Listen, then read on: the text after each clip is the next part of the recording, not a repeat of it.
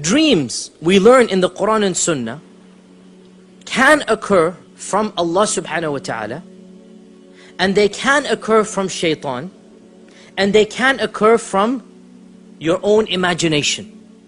So dreams fall into three categories. Dreams can occur from Allah, and this type occurs to the prophets. They don't get the other two. It occurs to the prophets. The only type of dreams that the prophets have are from Allah. Allah has protected their dreams from Shaytan, and Allah has protected their dreams from their own imagination. And therefore, every time a prophet sees a dream, it is wahi, it is inspiration from Allah. Every time a prophet sees a dream, it is wahi from Allah. And we've already seen this in the family of Ibrahim before. What happens with Ibrahim alayhi salam? He sees a dream about Ismail, that he is sacrificing him. Inni ara fil manami anni adbahuk. I see in my dream that I will sacrifice you. So the Prophet Ibrahim has already told us the reality of dreams. Now his great-grandson, Yusuf, sees a dream. So dreams are something related to the prophets of Allah. But they are not only related to the prophets. It is possible that people who are not prophets also get these types of dreams. In one hadith in Tirmidhi, the Prophet ﷺ said, لَمْ يَبْقَ مِنَ النُّبُوَّةِ إِلَّا الْمُبَشِّرَاتِ. Nothing has been left of nubuwwah other than mubashirat. What are mubashirat? He was asked, what is a mubashir, ya Rasulullah? So he said, a ru'ya, a dream that you see. Either you or somebody else sees you in it. You see yourself in it, or somebody else sees you in it. He comes and tells you, Akhi, I saw you in a dream, and this is what I saw. This is a mubashir. What does mubashir mean? It means good news. Good news. So from this we learn that the dreams that Allah blesses a person with always have something positive. There's a positive message in what Allah tells you in your dreams. Now, to talk about dreams a little bit more, we said dreams are of three types. Number one, dreams of your imagination. In Arabic, this is called hadithun nafs. Comes from your imagination. So for example, one of us is wanting a very fancy car. You want to buy the latest model of the Jaguar or the Mercedes or something, right? You're thinking about it, daydreaming, you go to sleep, lo and behold, you're driving that car. Okay? This is your hadithun nafs. This is your imagination. And scientists say, this is not from scholars, but scientists say, scientists study dreams, right? There are a special group of scientists who study dreams. I find this very tickling that, mashallah, if they fall asleep on the job, they're the only group of people that can say, we're working while we fall asleep. So there are scientists who study dreams. These scientists, they tell us that this type of dream occurs every night. There's a phase in our sleep when it's called REM, rapid eye movement. There's a phase in our sleep every single night where everybody dreams. Now the sign of this dream, you all know it. When you wake up, the dream is absolutely fresh, right? But then within 5 seconds, what happens? It's gone. This is the indication, this is this type of dream. It's your imagination. And external impulses affect this type of dream. External impulses, right? So if somebody throws water on your face, you're going to dream that you're drowning or something, okay? If you hear your alarm clock go off, it will somehow affect your dream, correct? Something will happen in your dream. If somebody is calling you, wake up, it's time for Fajr. In your dream, it will be translated that somebody is waking you up, correct, right? That type of dream has nothing to do with good or bad. It's your own imagination. Hadithun nafs.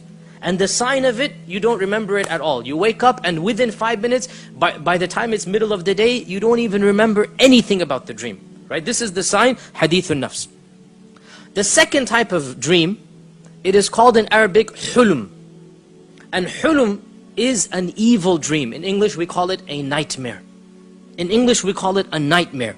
And these types of dreams are from Shaytan.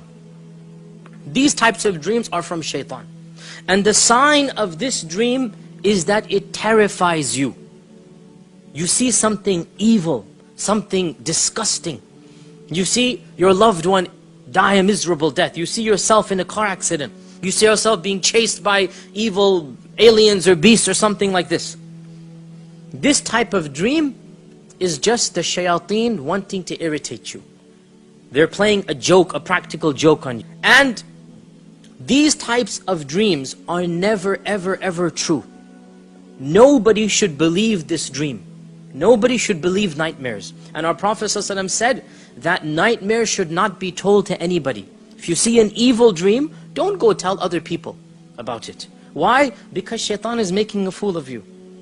Once a man came to the Prophet and he said, "O Messenger of Allah, I saw my head got cut off in the dream and it was rolling like a ball and I'm running after it to pick it up." The Prophet ﷺ said, "Don't tell other people how Shaytan played with you last night. Don't go tell other people this. He's laughing now when you go tell him because you believe this dream." What is the sign of this type of dream? You wake up terrified. You wake up in a sweat. You wake up in the middle of the night. What was that? What did I see? This is the sign. This is from Shaytan. Shaytan does not know the future. So if you see yourself in a car accident and the next morning you call and say, "I'm not going to go to work because I don't want to drive," Shaytan's the one laughing at you. Shaytan's the one laughing at you because you believed him. The nightmares, you have to reject them because there is no truth, not an element of truth in them. Zero. And if you follow it and believe it, Shaytan is the one who will be the winner. A nightmare, the Prophet ﷺ said, if you wake up with that type of nightmare, you seek refuge in Shaytan. Say, "A'udhu billahi minash shaitanir rajim." And you're allowed to spit on the left hand side as you do this. And the spit that the Prophet ﷺ talked about is a spit where the noise is made but nothing comes out.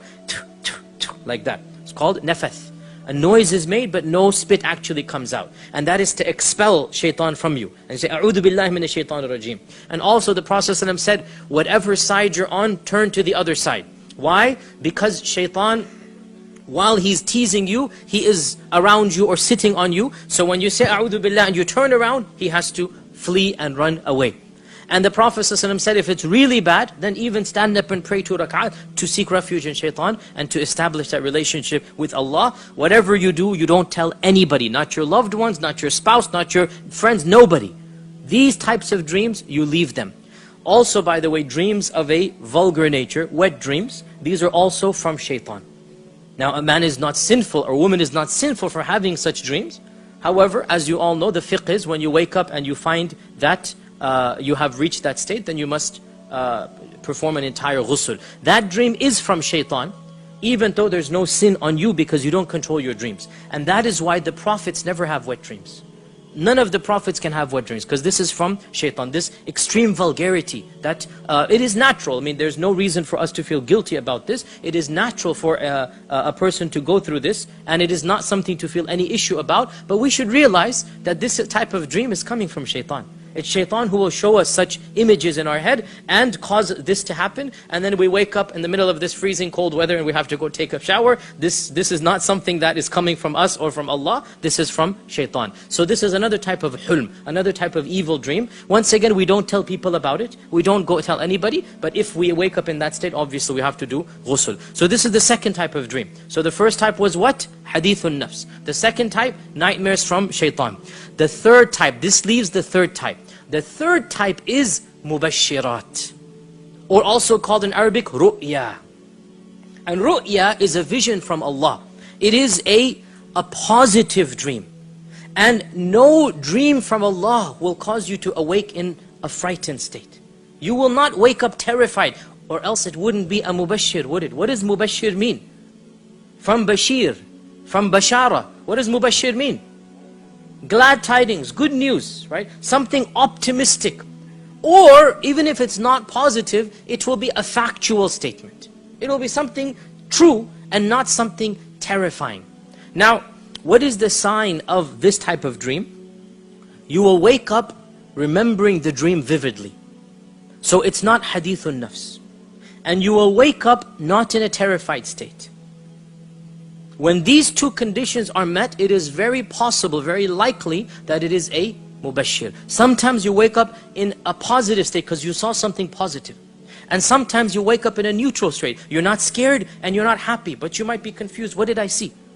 But you're never going to wake up terrified. If you wake up terrified, it's not from Allah. It's from Shaytan. Now, dreams from Allah are one of two types. Dreams from Allah are one of two types. The first of them, which is less common,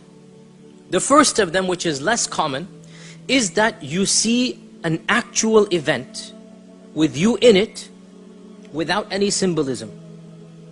You see something that will happen in the future. You see something that will happen in the future. And there's no symbolism in it. It's a direct, if you like, an enactment of the future. This is exactly what will happen. Okay? So, the Prophet ﷺ saw a dream that he's doing tawaf around the Kaaba. What year was this? 6th year of the Hijrah. 6th year of the Hijrah, right? He saw a dream, he's doing tawaf around the Kaaba. So, there is no symbolism. When he saw the dream, he knew this is not a symbolic dream. So he said, "O Muslims, I saw a dream, I'm doing tawaf around the Kaaba, let's go do Umrah." What happened that year? They stopped him from coming in. And the Treaty of Hudaybiyah took place, right? But that we will talk about, perhaps, maybe 1-2 years from now, inshallah. He saw a dream. There's no symbolism. I saw myself doing tawaf and shaving my hair. This will happen. Allah said in the Quran, this dream that you saw is a true dream. لَقَدْ صَدَقَ اللَّهُ رَسُولَهُ رُؤْيَا بِالْحَقِّ لَتَدْخُلُنَّ الْمَسْجِدَ الْحَرَامِ. You're going to enter Masjid al-Haram. It will happen. Not this year, next. It will happen next year. So this is the first type of dream. That you see an actual enactment of what will happen. This is rarer. It's rare, but it happens. It's more common to the prophets. So Prophet Ibrahim sees, what does he see? إِنِّي أَرَى فِي الْمَنَامِ أَنِّي أَذْبَحُكَ. I see myself sacrificing you. There's no symbolism. It's clear cut, right? More common to the prophets. With regards to such types of dreams, our Prophet ﷺ narrates, Aisha tells us, that for 6 months before the revelation of the Quran, every single night, the Prophet ﷺ would see one of these dreams. For 6 months non-stop. Every time our Prophet ﷺ would go to sleep, he would dream what's going to happen tomorrow. He might be in the suq buying and selling, he dreams it. Next day, the exact same thing happens. He dreams he's going to meet somebody. Next day, that person comes, he meets him. One day, literally, 12 hours gap. He sees the dream, the next morning it happens. For 6 months non-stop. Why? Allah is telling him something special is going to happen. Allah is telling him something great is going to happen, preparing him for the revelation of Iqra. For 6 months this happens, and then Iqra is revealed. So this is this type of dream. We said dreams from Allah are 2 types. Number 1, no symbolism. Number 2, symbolism. And this is the more common type. This is the more common type. Sometimes the prophets have it, yes. And more commonly, even non-prophets have it.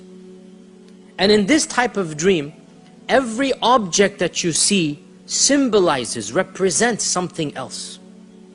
So, an ear of corn represents a year of water, according to the story of Yusuf, right? Or a very fat cow and a very thin cow represents a year of drought versus a year of surplus, right? Or X represents Y. A tree represents this, the Kaaba represents that, okay? Light represents something else. In one hadith, the Prophet ﷺ said, I saw men wearing robes of different sizes. Some of their robes were up to their necks, some of them up to their stomachs. And I saw Umar ibn al-Khattab, his robe, his shirt was dragging behind him. They said, how did you interpret it? He said, the religion. People have different sizes of religion. Some's religion is small, some's religion is big. Umar's religion was so strong, it's going all the way back there. So a shirt means religion in this dream. Now by the way, this doesn't mean that in every single dream a shirt symbolizes religion. But in this dream it did. So this type of dream is a symbolic dream. We see it right now in the story of Yusuf right now. Because he sees 11 stars. And he sees the sun and the moon. This is symbolic, symbolism. Everything that you see, every color, every animal, every image, every plant, every inanimate object that you remember, it represents something.